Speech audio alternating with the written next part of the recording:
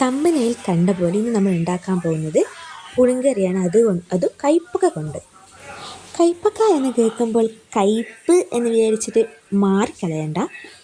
ഈ പുളിങ്കറിയിൽ ഒരിക്കലും കയ്പ് ഉണ്ടാവില്ല. കയ്പക്ക ഉപയോഗിച്ചിട്ട് പുളിങ്കറി ഉണ്ടാക്കിയെന്ന് പറഞ്ഞാൽ ആരും വിശ്വസിക്കുകയില്ല. അതേപോലെ ഒരു പുളിങ്കറിയാണ് നമ്മൾ ഉണ്ടാക്കാൻ പോകുന്നത്. നമുക്ക് വീഡിയോയിലേക്ക് പോകാം. ഞാൻ കയ്പക്കേൻ്റെ ഒരു വലിയ കയ്പക്കയുടെ പകുതി മാത്രമേ ഉപയോഗിച്ചിട്ടുള്ളൂ. അത് ചെറുതായി മുറിച്ചിടുക. ഇത് നമ്മൾ കുക്കറിലാണ് വെക്കുന്നത്.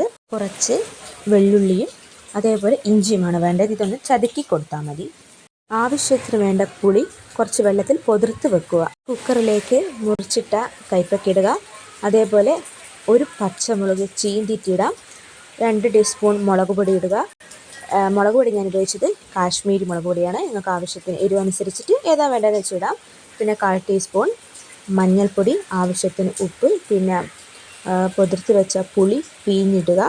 അതിനുശേഷം 1/2 അണി വെല്ലം കൂടി ഞാൻ ഇടുന്നുണ്ട്. കുറച്ച് കയ്പക്കേൻ്റെ കയ്പ് മാറാനും നല്ലൊരു മധുരം ഉണ്ടാകാനാണ് വെല്ലം ഉപയോഗിക്കുന്നത്. 1/2 അണി വെല്ലം ഉപയോഗിച്ചിന്. ഇനി പുളിവെള്ളം പാർന്നത് കൊണ്ട് ഇനി എക്സ്ട്രാ വേറെ വെള്ളമൊന്നും ഒഴിക്കേണ്ട ആവശ്യമില്ല. ഇനി കുക്കറിൽ മൂടി വെച്ചിട്ട് നമുക്ക് അടുപ്പിലേക്ക് വെക്കാവുന്നതാണ്. 5 6 വിസിൽ ഉപയോഗിക്കാം. വിസിലൊക്കെ വന്നതിന് ശേഷം ഇനി നമ്മൾ ഈ സ്റ്റീൽ പാത്രത്തിൽ അധികം പുളിൻ്റെ സാധനങ്ങളൊന്നും നമ്മൾ വെക്കൂല. അതുകൊണ്ട് നമുക്ക് ചട്ടിയിലേക്ക് മാറ്റാം. കുക്കറിൽ നിന്ന് അതൊരു ചട്ടിയിലേക്ക് മാറ്റുന്നു. അതിന് ശേഷം ചീനച്ചട്ടിയിൽ ഒന്ന് ചൂടാക്കാൻ വെക്കുക. അതിന് ശേഷം നമ്മളെ ഉലുവ ചീനച്ചട്ടിയിലേക്ക് ഇടുക.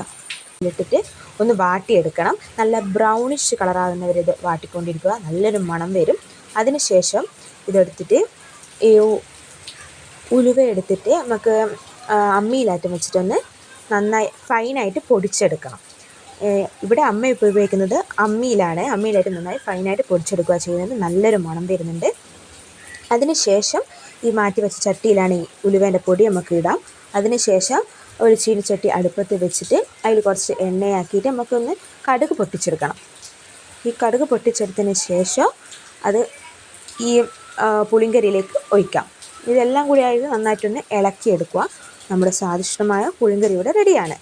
ഈ പുളിങ്കറി പ്രത്യേകത വെച്ചാൽ കുറച്ച് പുളിയും ഉണ്ടാവും, അതേപോലെ കുറച്ച് മധുരവും ഉണ്ടാവും. കയ്പൊരിക്കലും തോന്നുകയേയില്ല. ഇതെല്ലാവരും ഒന്ന് വീട്ടിൽ ട്രൈ ചെയ്ത് നോക്കണേ. നിങ്ങൾക്ക് എന്തായാലും ഇഷ്ടമാകും. അതേപോലെ ഇത്തരം വീഡിയോയ്ക്ക് വേണ്ടി സബ്സ്ക്രൈബ് ചെയ്യുക. ഇത് കൂടുതൽ ആൾക്ക് ഷെയർ ചെയ്ത് കൊടുക്കുക, ലൈക്ക് ചെയ്യുക, കമൻറ്റ് ചെയ്യുക. അപ്പോൾ ബൈ ബൈ.